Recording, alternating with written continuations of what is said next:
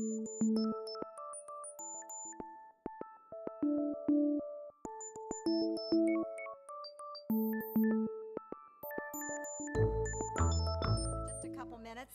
so we will probably be done here in 15 or 20 minutes and have you on your way. But let's begin with Chris Lamode, who actually was in the group that did Parents as Partners, Engaging Families Effectively to Drive Student Success.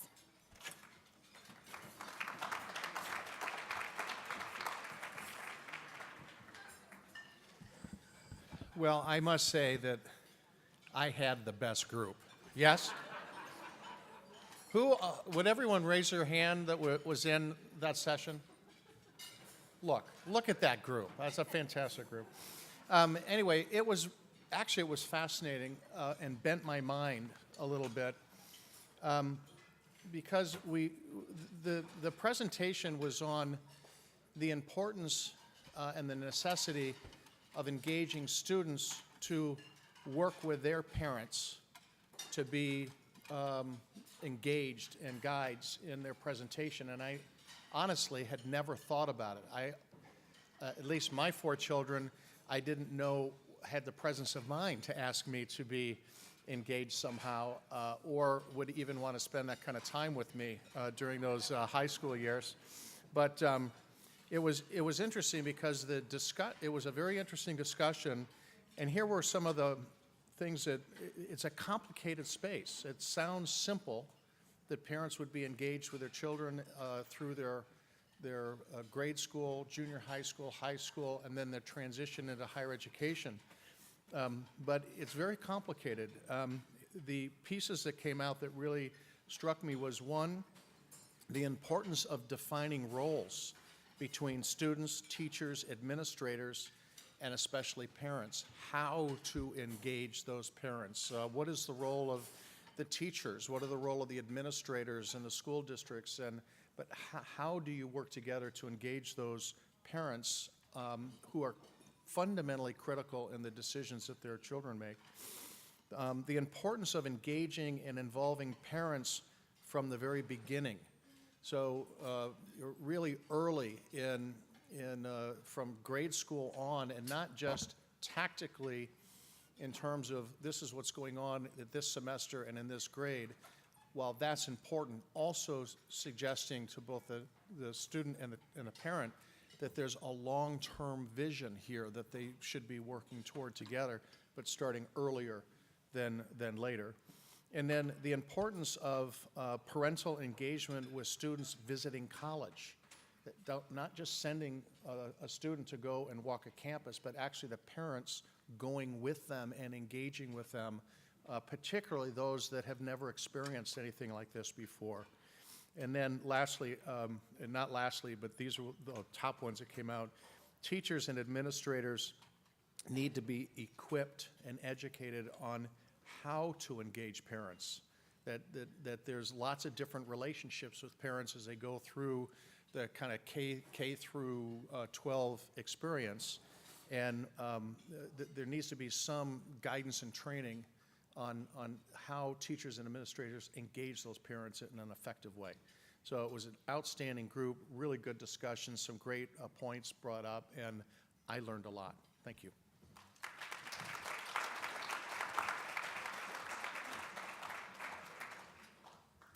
Next, I'd like to ask Mike Alley to come forward to talk about building intentional pathways in high school.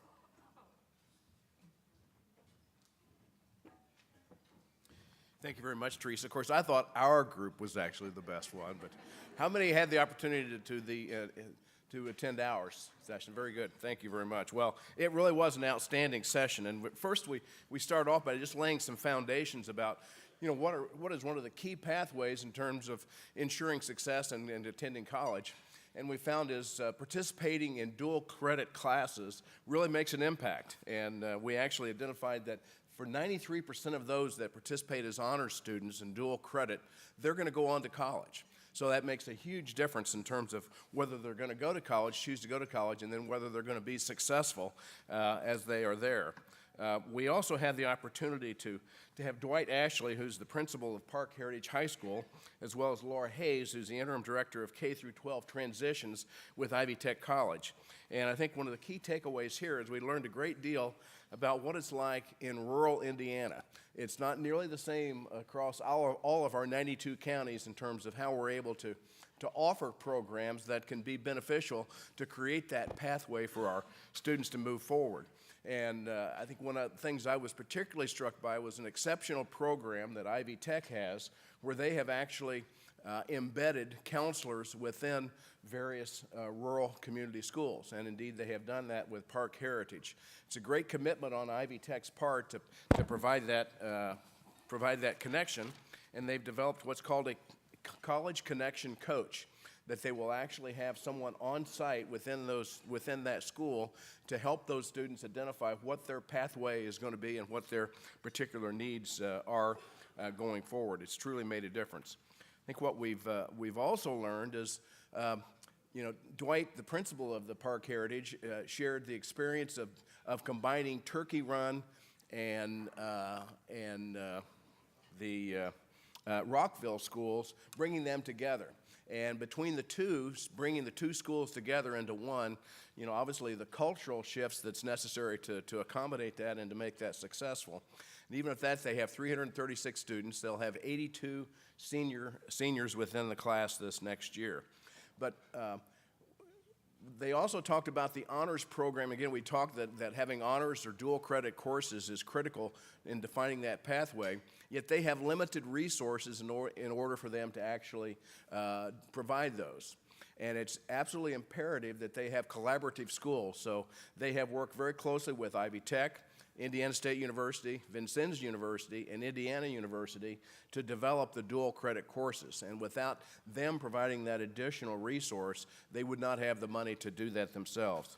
Another key takeaway, we asked Dwight what would be the most important thing for him, and he indicated if they could get more money to hire more counselors. And that obviously would be the most important thing, is to increase that ratio of counselors to students to help them more personalize their pathways for their success.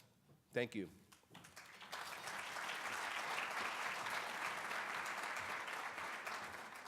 Thank you, Mike.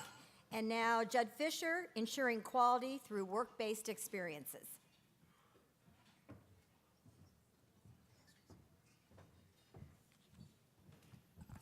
Hi, everyone. We had a full packed house in our session.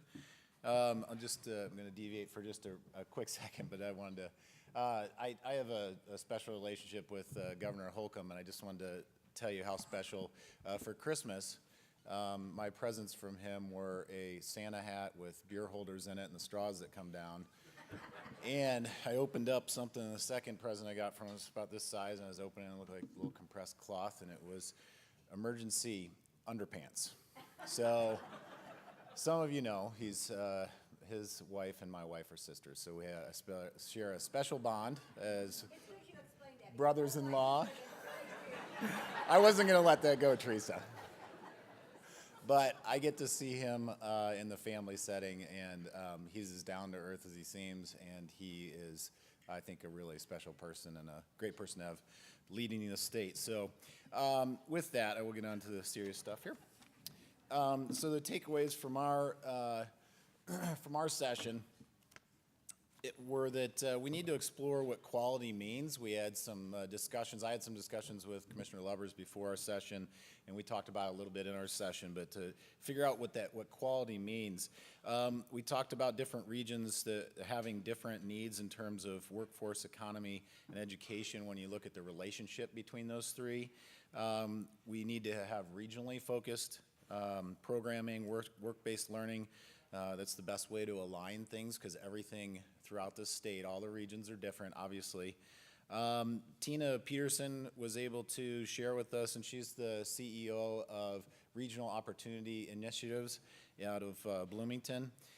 So they have, I think, 12 counties that ROI is over kind of the umbrella of, but they use a design thinking process to help districts redesign their experiential learning opportunities for students.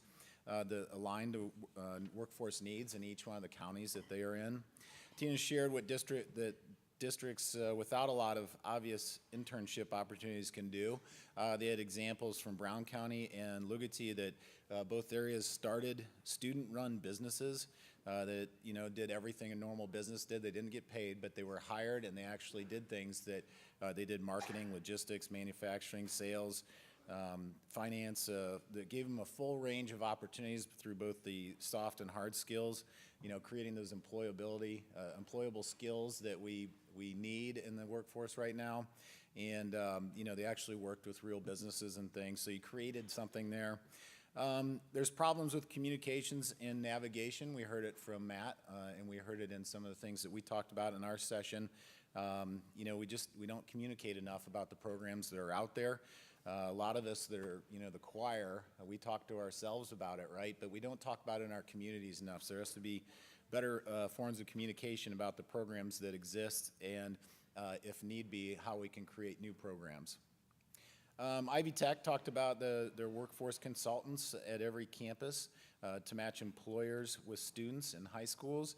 Ball State talked about infusing their experiential learning into the curriculum there in Muncie.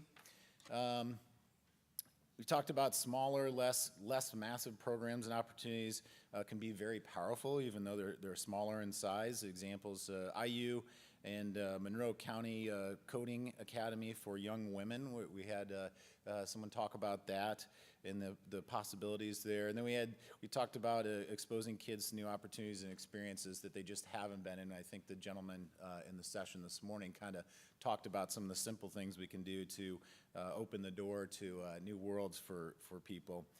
And also at the end of our session, we were asked to remember the equity lens when we think what these work-based learning opportunities mean for people of special needs. And so we talked a little bit about that, and that kind of finished up our session. I think in looking at the overall things that we talked about leveraging what you have, communicate the programs when possible and when it's appropriate, create nothing when create new programs when nothing exists.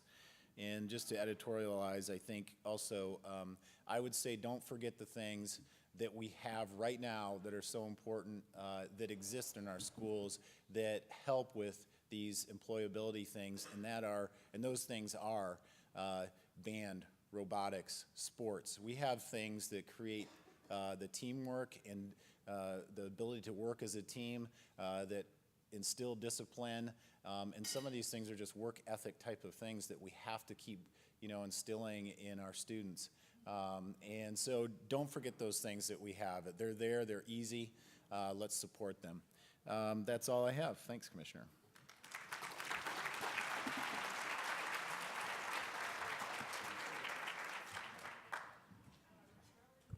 Thanks, Judd. It sounds like we had very productive sessions, and so thanks to all the commission members and for the report out. And thanks to all of you for sharing a portion of your day with us at the Weldon Conference. I want to especially thank our K-12 partners who were here with us today.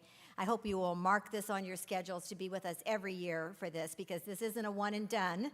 This is one of those kinds of things where we need to keep working together. We've certainly enjoyed hosting this and being with you. We hope you found it a productive use of your time. Now let's go at it and do the work we need to do. Thanks.